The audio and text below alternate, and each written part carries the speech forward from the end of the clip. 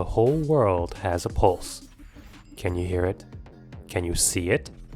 It's your heartbeat, and it's telling you to go fast. What's up? I'm Ulysses. I'm looking at games from a design perspective, trying to pick out what things I think work well and what could be better. You're probably wondering what you're looking at. This game is called Reaver, a first-person shooter where you clear room after room of, bad people. Disclaimer, this game is still in very early access and might look totally different when it officially launches.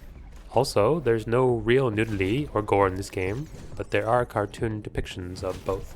Alright, let's jump into it.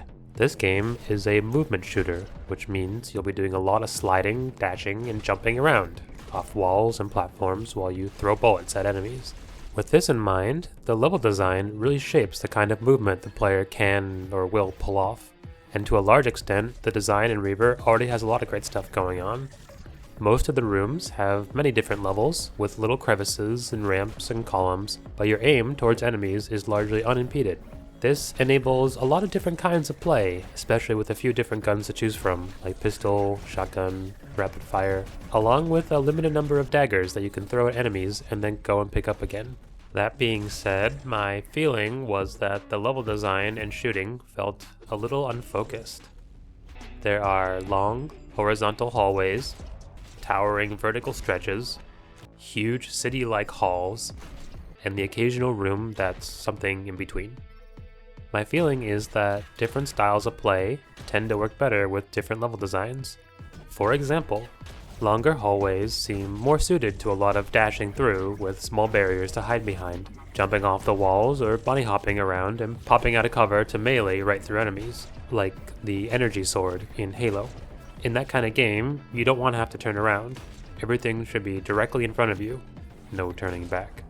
On the other hand, vertical stretches seem closer to how Reaver already is designed, where precise aiming is not as important as staying mobile by jumping around the walls. The shotgun works really well here. A rocket launcher could do as well. I think this also makes the game more friendly to console games because controllers don't have nearly as much precision as a mouse does.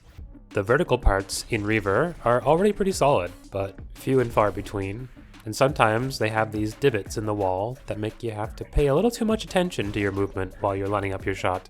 I think the movement in these kinds of games should facilitate good dodging, but also give you an extra dimension of aim adjustment when lining up the shots. This is definitely my favorite style. I'm tempted to suggest maybe the game would also work if there were just nowhere to land and you were always jumping between the walls and climbing up between checkpoints. Finally, the big open halls. I feel like a lot of these just don't work for me. The areas in the middle can be kind of dead zones. The dash doesn't seem to help a lot here. You'd really need something like a jetpack or zipline or more gliding to supplement your movement to enable making use of the middle space as you're shooting. Another way to handle this could be having lots of lattice-like platforming and giving the player some kind of auto-aiming grappling hook, but I think that would be a very different game. You could still have all these kinds of rooms, just ask the player to choose a character class and generate levels that are more interesting for that loadout, or keep the levels varied, but introduce trade-offs for each gun that allow them to overcome shortcomings for that level design and enemies they're not suited for. The secondary attacks for each weapon in the game already do this to some extent. The rooms that are kind of in between these level designs are kind of wonky. Like there's this one where you have to jump into a dark hole to discover the bottom floor, which is a bit weird because jumping into a dark hole in games usually means suffering. It's not rare that you have to move all the way through a room in Reaver and then backtrack to track down some lonely enemies waiting on perches and locations that you missed. Besides the level design throughout the game is the feeling of speed and urgency. This game could have been a rhythm game. I'm not saying it should be, but the walls showing the music equalizer, the speedy movement, the hordes of scary clowns, the bullet and giblet trails, the burning health bar. Once you enter a room, there's not a lot of breaks. Enemies frequently warp in, and there are a lot of them. You have to move. This is communicated through every aspect of the game. That being said, what could be better communicated are some of the visual indicators. The game is super stylized and beautiful. And while the effects make the game feel very fluid and help you see where the projectiles are coming from, It was pretty common that I couldn't pick out the enemies from all the noisy particle effects and background colors. When you get hit, there's no indication of where it came from, unlike many modern shooters. That's probably not a huge problem in a movement shooter like this, since you'll likely always be moving around, but given the fact that the limit on how much damage you can receive per second, if there is one, seems quite high, you really might want to know where it's coming from and dart away in the opposite direction as soon as possible.